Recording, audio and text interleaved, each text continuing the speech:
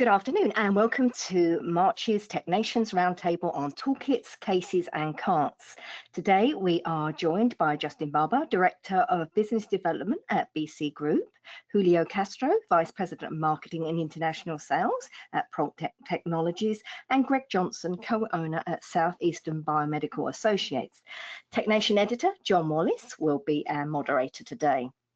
Okay, today's webinar, as usual, is eligible for 1 CE credit from the ACI, and you can obtain your CE certificate by completing the post-webinar survey, which will be emailed 1 hour after the completion of today's webinar. You must complete the survey to receive your 1 CE credit, and you'll be able to download the certificate directly from your computer once you've submitted the survey. Now, if you have any questions, you can reach us at webinar@mdpublishing.com. Also, just a reminder about our Spring MD Expo. We're heading to the Hilton Baltimore Inner Harbor Hotel in Maryland next month, so that's April the 7th to the 9th. So please join us for 3 days of education, networking, and the latest advances in medical technology products and services. For more information and registration details, please visit mdexposhow.com. Also, I just want to give a quick mention about our upcoming virtual training course on how to become a medical laser safety officer. The next MLSO course is taking place April the 18th and 19th. So for more details and registration, visit medicalsafety.com. Let's kick off today's roundtable by giving away a SwiftMeister multi-tool. So using the questions feature on your dashboard, let me know the answer to the following trivia question. March is Colon Cancer Awareness Month. What color ribbon has become the universal symbol of colon cancer? I'll reveal the answer and our winner at the end of the webinar. Now, if you have any questions for our panelists, please submit your questions anytime using the questions feature on your dashboard. So, John, I will hand over to you to start today's discussion. Thank you, Linda. Good morning or good afternoon, everyone, depending on where you are. I think it's still morning out on the West Coast, just barely. I'm excited about this webinar today. We're going to be talking about toolkits and cases. And our first question for the panel is, with many different kits on the market, what makes one a quality kit? And Greg, if you could answer first, followed by Julio and then Justin. Okay, so I think the answer to that is different depending on what the technician is servicing, whether they're servicing general biomedical equipment or say MRI or imaging equipment. But I would define a quality kit as the most appropriate tools to enable the most efficient work. We developed a portable toolkit and we tailored it for the general biomed. And honestly, it was kind of not necessarily by accident, but it wasn't something we set out to do. We developed it for our own in-house biomeds on staff here, and customers started seeing it and said, hey, where do I get one of those? So basically what we did was we picked a basic kit that would work for general biomed, and then we took it out to hospitals. We interviewed a number of our customers, and we asked for their opinions on the kit. And then with that information, we took it and customized it a little bit. An example is during COVID, it was really important to be able to disinfect tools. So now our kits come with neoprene holsters and the cases for infection control purposes. Other examples is I don't know if everybody can see this, but we put a little portable screwdriver with batteries so you don't have to recharge it. Many biomeds will appreciate a little Scotty tool for peeling off the labels. Now, I will tell you that's a commercial grade and it will cause you to require a stitch if you're not careful with it. Speaking from not necessarily my experience, but one of our technicians. For those of us that are a certain age, we have a little magnifying glass in it. We have a magnetizer and a demagnetizer. And one of the best things about our kit is we have the WIA brand tool. And this thing, very, very high quality. Most people would know.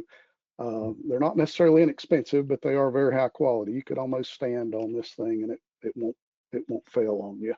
But that's kind of from my perspective for a general biomed, a quality toolkit.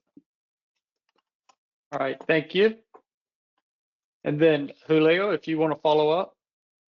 Sure. Good to be with everyone today. The key to a good toolkit is a variety of things, of course, as Greg mentioned. But I think one of the important things is functionality, flexibility, of course, with the quality of the tool or the case itself. In the HTM world, the biomed world, they perform such a wide range of tasks and different functions and different kinds of devices that are serviced. And so you kind of need a lot of flexibility too on what kind of a toolkit carrying case do you need to perform your various job functions. So having the ability to kind of configure your toolkit, I think is something that's a real big benefit for the HTM community, for our customers, not just including the test devices, but also whatever accessories, other hand tools you need to be able to include in your kind of toolkit. And so having a wide range of areas to be able to store them, access them easily, have easy visibility to them, and be able to utilize them without having to kind of dig through your toolkit is a big plus. And so being able to offer a wide range of options and functionality, I think that really help provide the marketplace, a good flexible solution and allow biomeds to have their toolkit the way they need them. Thank you, Julio. And then Justin, if you want to follow up. Sure, no problem. Well, Greg had a really good suggestion with the WeHot tools. I love them. I use all sorts of different tools, but it's just important that everybody remembers that if you have a reputable brand name tool and a warranty, because all hand tools are consumables, they all wear out, and in doing so, having one that has a warranty is going to lead to a better result. I don't believe that everybody should have the same thing. Obviously, every technician is different, and it also is going to depend on, if you're on the road or if it's a toolkit that's going to be housed in your facility. So I would say right off the bat, I would give a list of what I would expect people to have, and from there, let them kind of determine what type of tool they need. Milwaukee is very easily accessible through like Home Depot, and WeHot, obviously, as you see, I have them here in my shop. So just reputable brand, and make sure that it has some sort of warranty or the ability to be changed out, because you're gonna wear them out. Thank you. That's a good point to consider, that warranty can be very important. The next question we have is the smart toolkit. How does the integration of wireless enabled tools and mobile apps change the daily workflow compared to using traditional non-connected test equipment? And this time we'll go with Julio first, followed by Justin, and then Greg. You want to go ahead, Julio? Yeah, great question. The great thing about technology is if we're living in such a great time, it's evolved so much. No longer are we discussing or utilizing test tools that are kind of standalone and you use them kind of unique to whatever their function is. With the addition of the ability to communicate to your test tools via Bluetooth, the other means, and with our smart devices, a whole new world has opened up. And now we have offerings that allow you to do multiple things beyond just the testing of the device, but the biomeds have another important task to complete, which is all of the administrative side of the job, which is finding the service procedure, finding your work order, being able to perform that work, capture the results, generate a service report, get it into your electronic database, your CMS. And so that function is it's a big piece of the work, a big piece of the job. It takes a lot of time.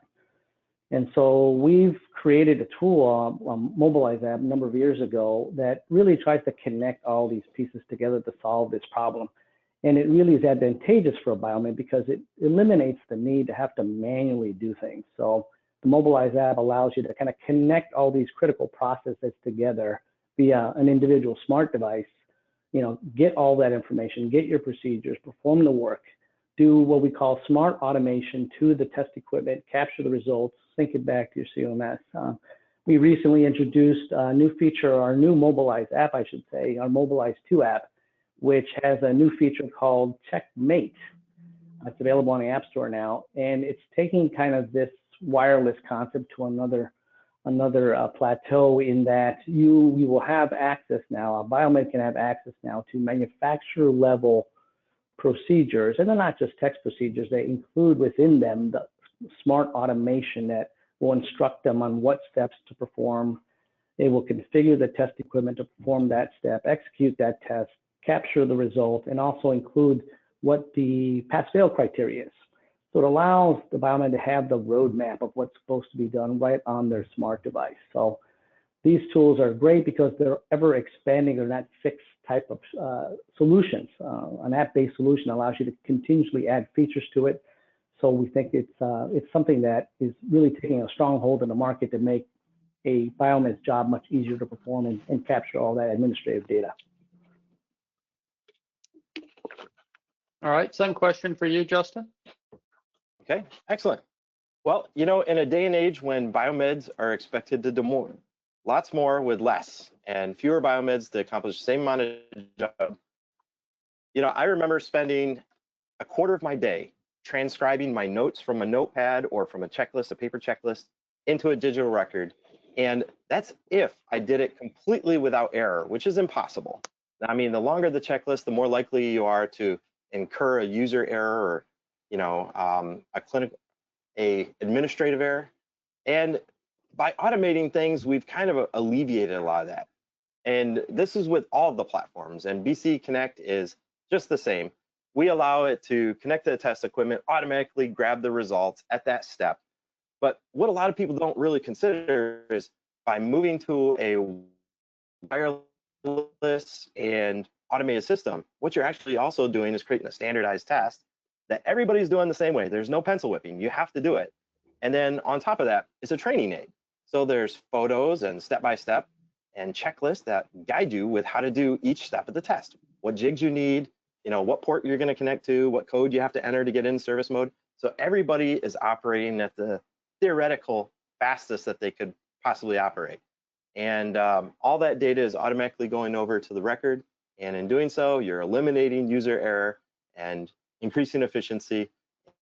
And it's the future. It's the way it is. We're all asked to do more with less. And automation is going to be the standard, especially in a world of ISO certified medical repairers. Thank you, Justin. Greg, if you want to add to that. So like Justin, I've been in the biomed field for many years. This is my 40th year I've completed. And I think it's a good question, and it has definitely improved the accuracy and productivity in our industry. We're a channel partner for Fluke Biomedical, and the latest Fluke Biomedical Safety Analyzer, the 700 series, has a wireless scanner. Makes it real easy to walk up to, scan in your equipment ID, and then you've got onboard 1QA automated test procedures that allow you to perform your PMs, much the same as what Justin's describing there. It really is important for larger hospitals that have multiple techs, because I've been doing this a long time, and I know a lot of people, and I'm probably just as guilty as anybody. I know how to do a PM on a certain device. I've done it for years, but do I necessarily always follow that PM procedure? And by doing it in the 1QA automation test procedure, it doesn't allow management decides what's the appropriate procedure, whether it's a specific manufacturer procedure or otherwise. And the beauty behind it is all the work's going to be done accurately and consistently. So that's real important in larger facilities. But then once the test is complete, the results can be transferred to the CMS for record storage.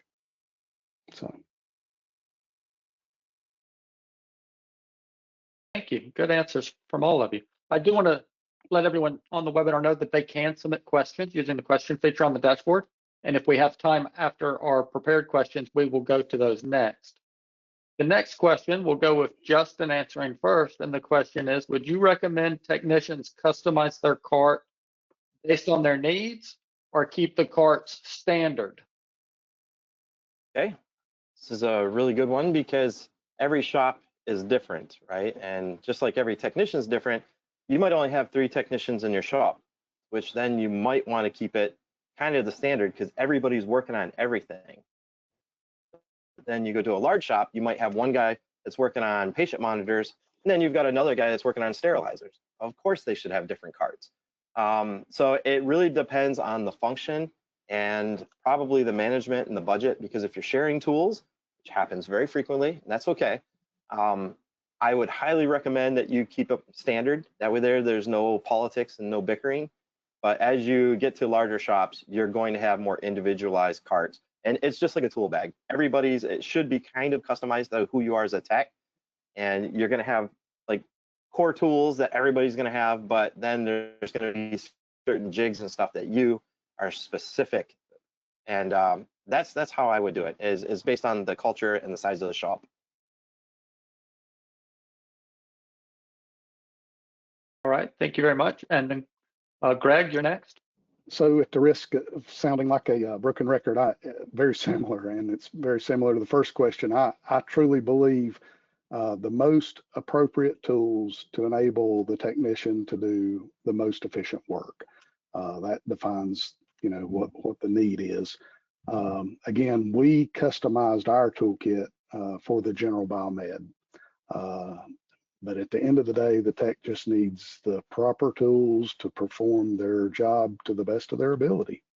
So that's my opinion on that. I like it. All right, Julio, your answer? Yeah, the age-old question of everyone's carts. There's a whole range of different looking carts, physically different kind of carts. There's custom carts, there's decorated carts. There's probably some level of standardization you might want to have just in terms of the physical toolkit itself, so that there's some consistency in some basic things that everyone would probably commonly use. You'd want to consider having just at least a standard type of toolkit. Within that toolkit, it may be unique based on the function, but I think you want to at least have a sense of, from Tech 1 to Tech 2 to Tech 50, that the tool kits or the tool carts, if it were those, that they're similar so that you would kind of know where to find things. There's not digging in different places for tools that can be commonly found in one location. But yeah, it's such a diverse field that it can only go so far. But if there's common tools used across a wide range of technicians, some standardization I think does make sense. Even is true for test equipment. If you have a wide range of technicians doing electrical safety or needing a pressure meter, then standardizing those kinds of tools and test equipment probably makes some sense, so that there's some consistency in what you're utilizing, and that folks don't have to be able to operate different kinds of tools for the same function. Thank you, Julio. This next question I'm really curious about. I'm not a biomed, but just from DIY projects, I'm curious to hear what the experts have to say.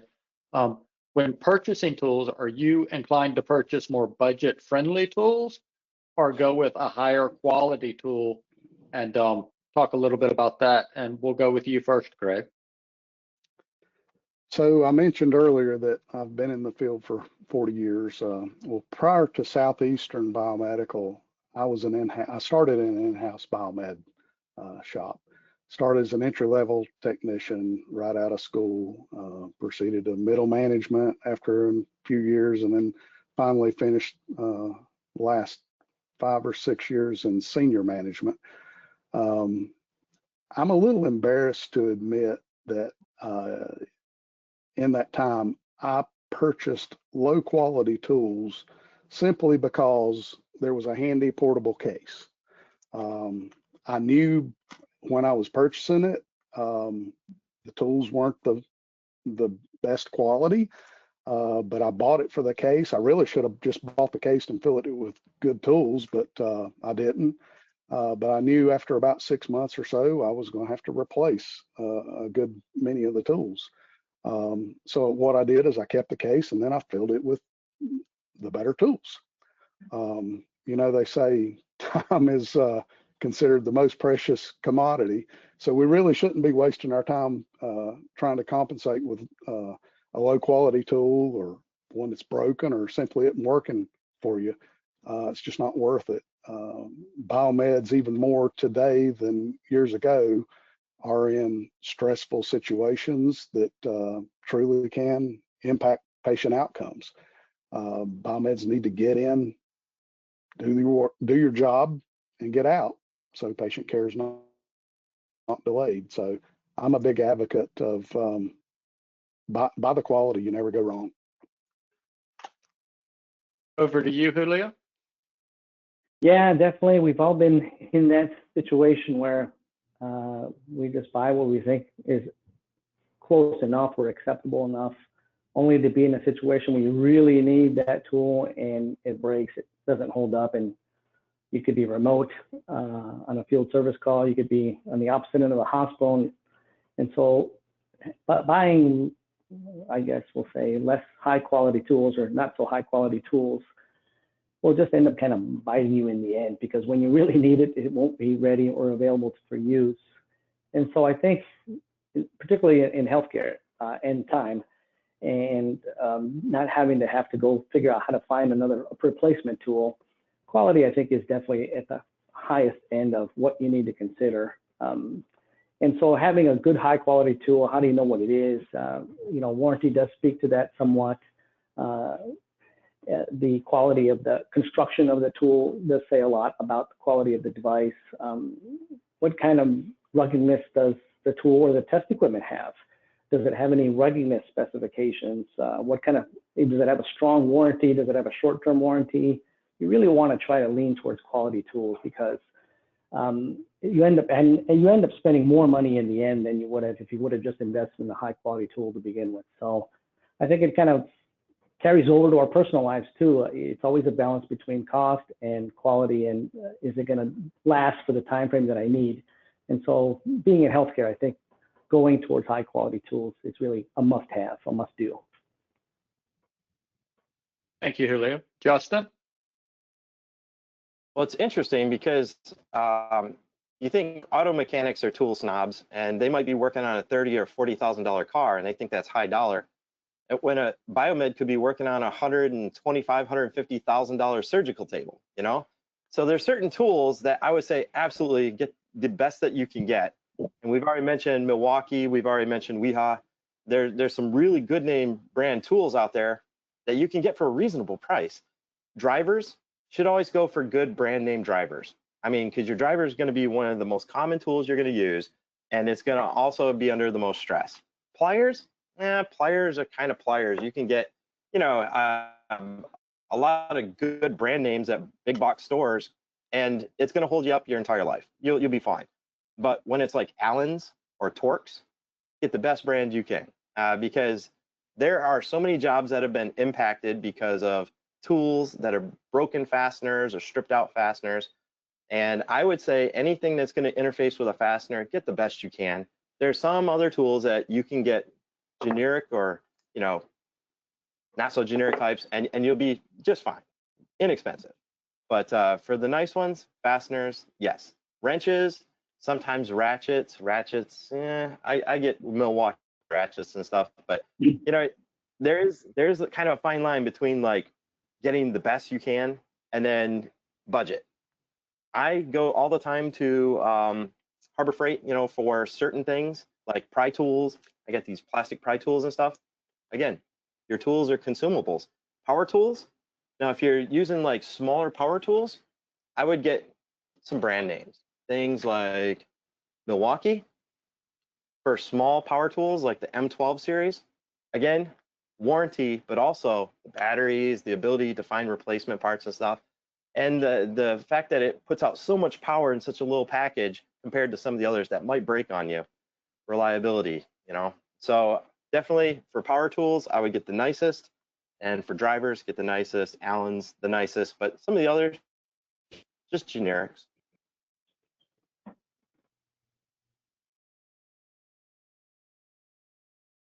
Okay, thank you. And then the next question we have, and Julio, you're up first for this one. How do you demonstrate confidence in the durability and life cycle performance of your biomedical toolkit for healthcare organizations? Yes, really critical to have that. As far as the test equipment is concerned, you have your tools, your common hand tools and such, but the test equipment is just as, or if not more critical.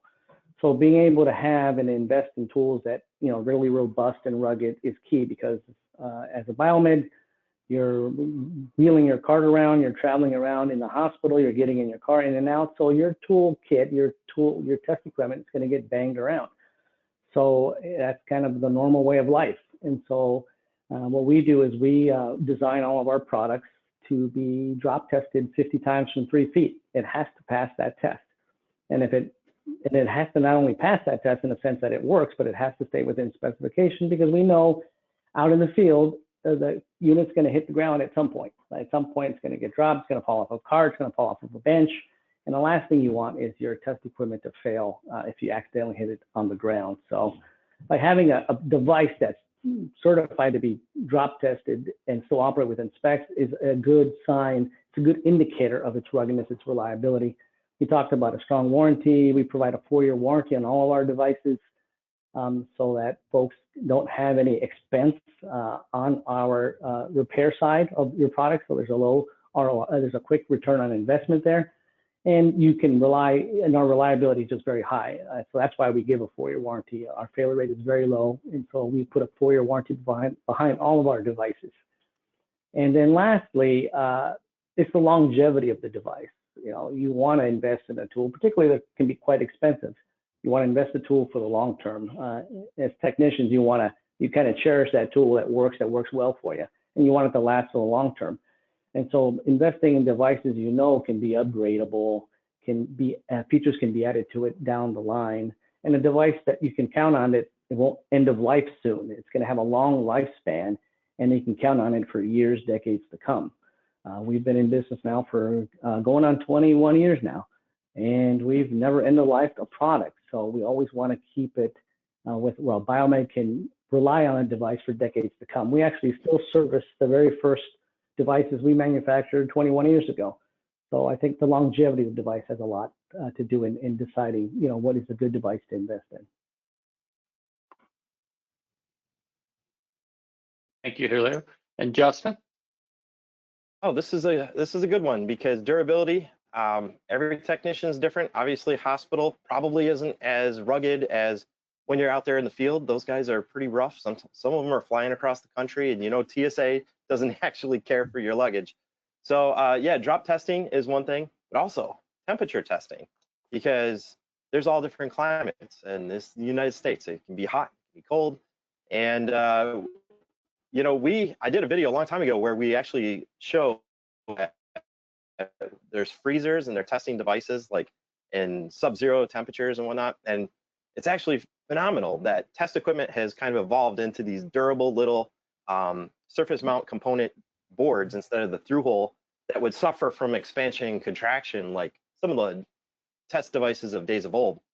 But our devices, some of them even have like a lifetime warranty, like the FSX 1101 SpO2 simulator.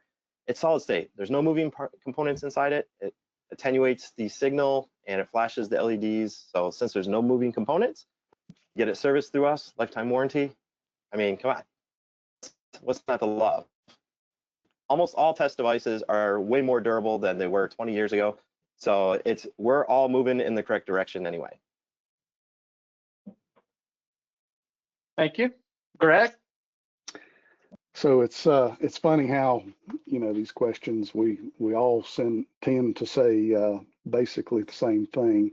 I believe when you have the right tool to do the job, it'll be obvious, especially to the experienced biomed. The purpose of a tool is to help us perform our work. It must be dependable, so we have the confidence that it'll work when we need it. Our jobs as biomeds are hard enough without second guessing if the problem's with the medical equipment or the tool. As I mentioned, I've done this for many years, and the other part of our business, as I mentioned, we sell the Fluke Biomedical test equipment, but we also calibrate. We're a calibration lab, and I see on a fairly regular basis equipment that I trained on in the late 80s that comes in for calibration. So that's an indication that, you know, that's what I meant by the job's hard enough without second guessing. If you're getting called into an OR to troubleshoot a piece of equipment, there's a patient on the table. It's part of our daily work in the hospital at times. And it's stressful enough, and you got to be able to have confidence that your simulator or your test device, whatever you're using, is you know, is solid, because you're sitting there maybe chasing your tail a little bit trying to troubleshoot what's going on, and lots of distractions. So it's really important to be able to have confidence and trust your test equipment. So. Thank you. I want to remind people that they can submit questions using that question feature. We have another question here ready to go, and Justin, you'll be first. Locked versus unlocked tool storage. What do you think is the best policy, and talk a little bit about that? Okay, we mentioned earlier that the size of the shop is going to matter, and obviously politics, open door policy of the shop, all that stuff is going to matter, because sometimes the biomed shop has such good rapport with the clinical staff that they will just come down and borrow tools. And some places have a more secure biomed shop where they're just not invited to come in. If you have a toolbox that's out there in the field and you are called off to handle a situation, lock your tools, of course. And that's also for the integrity of your tools, because you want to make sure that that device that you left there is going to be reliable, as Greg said, the next time you pull it out. And if somebody's goofing around with it, you can no longer certify that that device is reliable. You want to make sure it's not being dropped and that all the accessories are there, all the cables and everything. So I see both sides of the argument for locked versus unlocked, but it really depends if staff is sharing the tools or they have to check them out. I understand that. You know, there's some history in some shops, but just make sure that whatever the policy is, that it's good for everybody, every biomed in the shop, because some places the policy benefits like one or two parties instead of everybody. That's all I say. Makes sense. Greg, do you want to add on to that? So very much as Justin was saying there, I understand the mindset of management, or if technicians are responsible for their own tools, to lock them up. High quality tools are expensive. There's no question about that. I also think it's important to be easily accessible. I get the fact of it's hard telling over the years how many tools we've replaced, and I guarantee you they're living above ceiling tiles in certain places, and we do field service, and they're spread over who knows how many counties and states, but that we've just had to replace. And you know, it happens. It's part of the kind of a cost of doing business. But ultimately, I believe unlocked is best. I think you kind of got to have your tools accessible when you need them. But again, it's I'm sure different for different locations. It's hard to make that a blanket across the board statement. All right, Julio? Oh yeah, I think everyone's run into the situation where the toolkit is locked, the biomed is not available that day, and biomed B needs to get to that tool, and how do you do it, right? And you understand the reason why it gets locked, but you know, sometimes you need to get access to that tool even though it's locked. So I've seen a variety of different directors of biomed do a couple of different things. If folks are using a tool cart, and you have the ability to lock that cart, that, you know, there's a way to have at least a manager have access to that cart, and, you know, through a key, through passcode, something, so some backup to where somebody can get to that toolkit if necessary. The other thing I've seen that was kind of interesting was a couple of shops I saw had like these smart tool dispensing devices, and you could see the test equipment within the the cabinet, but you had to enter in your biomed code and you had to specify what tool you're going to be taking out of it. And then it would kind of capture, okay, this tool was signed out by such and such employee ID. And so that's probably more for the critical high-end test devices or things that are expensive you don't want to have just sitting around the table that can get lost. And so I thought that was kind of an interesting solution to try at least be able to manage, the higher end test devices you don't want to lose track of. Every biomed had to log it out and then they had to log it back in, and then they would always know who took that tool and where it happens to be, hopefully. But yeah, there's never a one-size-fits-all solution for this. We all want to take care of our tools, and we generally want to lock them up or put them away somewhere, but every once in a while, or if you're sharing the tools, you need to have some way for other people to access them. So I thought those were somewhat interesting solutions to try to mitigate the problem. I've also seen what Julio's describing there in maintenance department in a hospital. They had a cage, and they had a guy with one of these half doors, and people couldn't even walk into the cage to get the tools. They had to tell him what they wanted, and he'd make them sign, just like what Julio's describing there. A little bit inconvenient, but I'm sure they kept good track of their tools that way.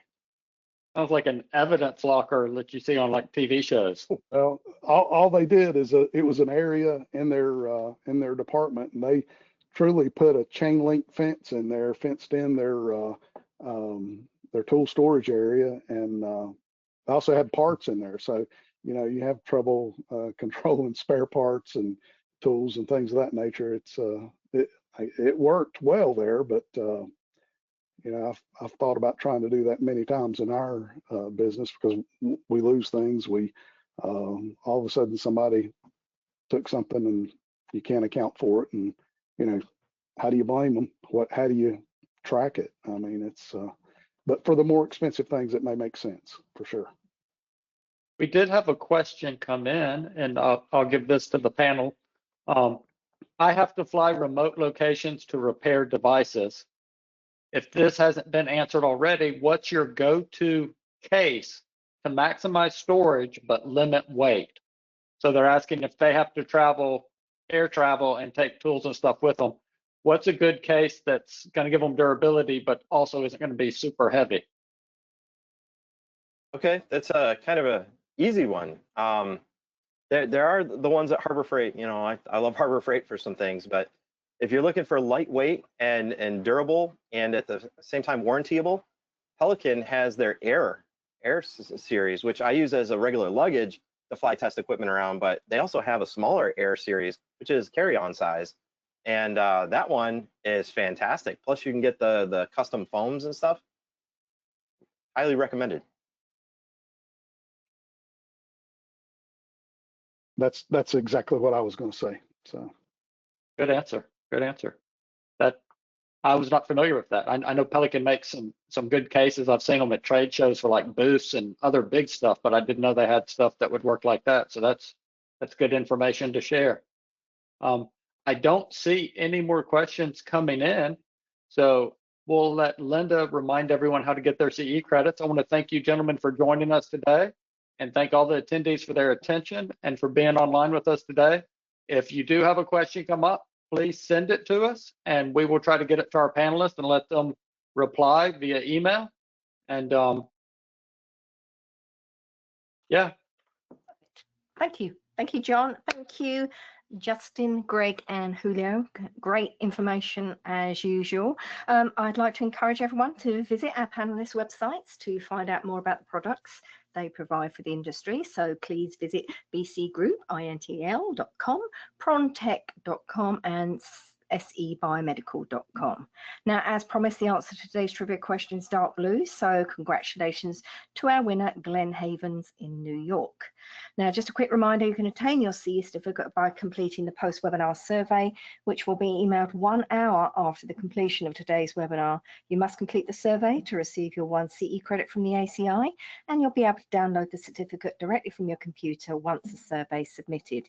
If you have any questions, you can reach us at webinar@ mdpublishing.com. Now, if you've missed our previous roundtable discussions, please visit webinarwednesday.live to view the whole archive. We'll be back next month with another roundtable discussion on the subject of equipment disposition and recycling. So please visit webinarwednesday.live for more details and, of course, complimentary registration. So thank you all once again for your time today, and I hope you all enjoy the rest of your day. Thank you.